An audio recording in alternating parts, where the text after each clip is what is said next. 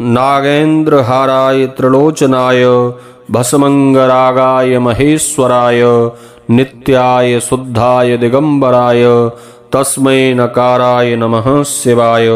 नमस्कार प्रिय बंधु, आप सभी का हमारे YouTube चैनल में बहुत बहुत स्वागत है। आज के इस वीडियो में श्रवण करेंगे सोमवार के दिन भगवान शिव की सोमवार व्रत की कथा। बंधुओं, हिंदू धर्म में सोमवार का दिन भगवान शिव को समर्पित है। आज के दिन भक्त भोलेनाथ को प्रसन्न करने के लिए विशेष पूजा अर्चना करते हैं। कुछ लोग आज के दिन व्रत भी करते हैं ताकि शिव की विशेष कृपा प्राप्त हो जाए। बंधुओं, भोलेनाथ के आशीर्वाद के लिए आप भी सोमवार का व्रत कर रहे हैं तो शिव व्रत कथा को पढ़कर या सुनकर उपवास को पूरा करना चाहिए।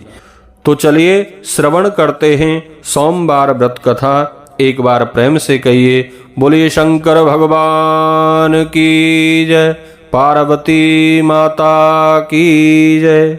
एक समय की बात है, किसी नगर में एक साहूकार रहता था। उसके घर धन की कोई कमी नहीं थी, लेकिन उसके कोई संतान नहीं थी। इस कारण वह बहुत दुखी था। पुत्र प्राप्ति के लिए वह प्रत्येक सोमवार व्रत रखता था और पूरी श्रद्धा के साथ शिव मंदिर जाकर भगवान शिव और मां पार्वती की पूजा करता था। उसकी भक्ति देखकर एक दिन मां पार्वती प्रसन्न हो गईं और भगवान शिव से साहूकार की मनोकामना पूर्ण करने का आग्रह किया। पार्वती जी की इच्छा सुनकर भगवान शिव ने कहा, हे पार्वती, इस संसार में हर प्राणी को उसके कर्मों का फल मिलता है और जिसके भाग्य में जो हो उसे भोगना ही पड़ता है। लेकिन पार्वती जी ने साहूकार की भक्ति का मान रखने के लिए उनकी मनोकामना पूर्ण करने की इच्छा जताई। माता पार्वती के आग्रह पर शिव जी ने साहूकार को पुत्र प्राप्ति का वरदान तो दिया, लेकिन साथ ही यह भी कहा कि इसके बालक की आयु केवल 12 वर्ष होगी। माता पार्वती और भगवान शिव की बातचीत को साहूकार सुन रहा था। उसे ना तो इस बात की खुशी थी और ना ही दुख। वह पहले की भांति शिव जी की पूजा करता रहा। कुछ समय के बाद साहूकार के घर एक पुत्र का जन्म हुआ। जब वह बालक 11 वर्ष का हुआ तो उसे पढ़ने के लिए काशी भेज दिया गया। साहूकार ने पुत्र के मामा को बुलाकर उसे बहुत सारा धन दिया और कहा कि तुम इस बालक को काशी विद्या प्राप्ति के लिए ले जाओ और मार्ग में यज्ञ कराना। जहाँ भी यज्ञ कराओ वहाँ ब्राह्मणों को भोजन कराते और दक्षिणा देते हुए जाना। दोनों मामा भांजे इसी तरह यज्ञ कराते और ब्राह्मणों को दान दक्षिणा देते काशी की ओर चल पड़े। रात में एक नगर पड़ा जहाँ नगर के राजा की कन्या का विवाह था, लेकिन जिस राजकुमार से उसका विवाह होने वाला था वह एक आंख से काना था। राजकुमार के पिता ने अपने पुत्र के काना होने की बात को छुपाने के लिए एक चाल सोची। साहूकार के पुत्र को देखकर उसके मन में एक विचार आया। उसने सोचा, क्यों ना इस लड़के को दूल्हा बनाकर राजकुमारी से विवाह करा दूं। विवाह के बाद इसको धन देकर विदा कर दूंगा और राजकुमारी को अपने नगर ले जाऊंगा। लड़के को दूल्हे के वस्त्र पहनाकर राजकुमारी से विवाह कर दिया गया, लेकिन साहूकार का पुत्र बड़ा ईमानदार था। उसे यह बात न्याय संगत नहीं लगी।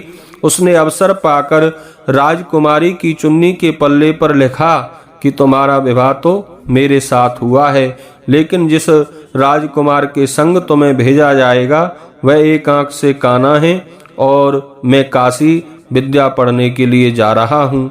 जब राजकुमारी ने चुन्नी पर लिखी बातें पढ़ी तो उसने अपने माता पिता को यह बात बताई। राजा ने अपनी पुत्री को विदा नहीं किया। इससे बारात वापस चली गई। दूसरी ओर साहूकार का लड़का और उसका मामा काशी पहुंचे और वहां जाकर उन्होंने यज्ञ किया। जिस दिन लड़के की आयु 12 साल की हुई उस दिन भी यज्ञ रखा गया। लड़के ने अपने मामा से कहा कि आज मेरी तबीयत कुछ ठीक नहीं है। मामा ने कहा कि तुम अंदर जाकर सो जाओ। शिवजी के वरदान अनुसार कुछ ही देर में उस बालक के प्राण निकल गए। मृत भांजे को देख उसके मामा ने विलाप शुरू किया। संयोगवश उसी समय भगवान शिव और पार्वती वहां से निकल कर जा रहे थे। माता पार्वती ने भगवान शिव से कहा, हे स्वामी, मुझे इसके रोने के स्वर सहन नहीं हो रहे हैं। आप इस व्यक्ति के कष्ट को अवश्य दूर करें। जब शिवजी मृत बालक के समीप गए तो वह बोले कि यह तो उसी साहूकार का पुत्र है जिसे मैंने 12 वर्ष की आयु का वरदान दिया था। अब इसकी आयु पूरी हो चुकी है। लेकिन मातृ भाव से विभोर माता पार्वती ने कहा, हे महादेव, आप इस बालक को और आयु देने की कृपा करें, अन्यथा इसके वियोग में इसके माता पिता भी तड़प तड़प कर मर जाएंगे। पार्वती जी के आग्रह पर भगवान शिव ने उस लड़के को जीवित होने का वरदान दिया।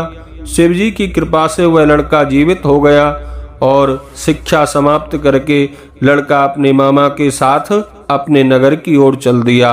दोनों चलते हुए उसी नगर में पहुंचे जहां उसका विवाह हुआ था। उस नगर में ही उन्होंने यज्ञ का आयोजन किया। उस लड़के के ससुर ने उसे पहचान लिया और महल में ले जाकर उसकी खातिरदारी की और अपनी पुत्री को विदा किया। इधर साहूकार और उसकी पत्नी भूखे प्यासे रहकर बेटे की प्रतीक्षा कर रहे थे। उन्होंने प्रण कर रखा था कि यदि उन्हें अपने बेटे की मृत्यु का समाचार मिला तो वह भी प्राण त्याग देंगे, परंतु अपने बेटे के जीवित होने का समाचार पाकर वह बेहद प्रसन्न हुए। उसी रात भगवान शिव ने व्यापारी को स्वप्न में आकर कहा, हे श्रेष्ठी, मैंने तेरे सोमवार के व्रत करने और व्रत कथा सुनने से प्रसन्न होकर तेरे पुत्र को लंबी आयु का वरदान दिया है। इसी प्रकार बंधुओं, जो कोई सोमवार का व्रत करता है या कथा सुनता और पढ़ता है, उसके सभी दुख दूर होते हैं और समस्त मनोकामनाएं पूर्ण होती हैं। बोलिए शंकर भगवान की जय, पार्वती माता की जय।